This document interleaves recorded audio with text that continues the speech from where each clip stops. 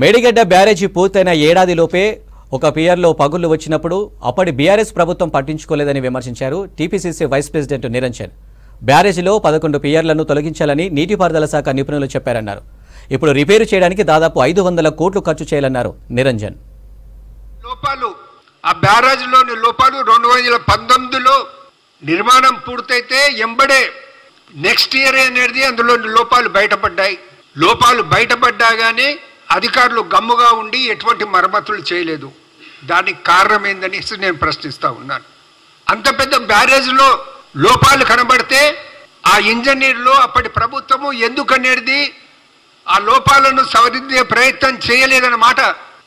ఆశ్చర్యం ఏమిటంటే విజిలెన్స్ అధికారులు మొన్న పోయి చూసినప్పుడు 3-4 టన్నుల బరువు కలిగినటువంటి దిమ్మలు, సిమెంట్ దిమ్మలు నీళ్ళలో కొట్టుకుపోయాయి.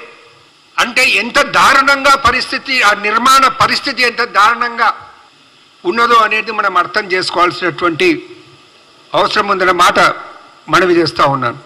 నేను ఇప్పుడు ప్రశ్నించేది కాంగ్రెస్ పార్టీ తరఫున ఒకటే. అప్పట్లో అధికారంలో ఉన్న ప్రభుత్వం, అప్పటి ముఖ్యమంత్రి కేసీఆర్, కేటీఆర్, హరీష్ రావు దీనికి పూర్తిగా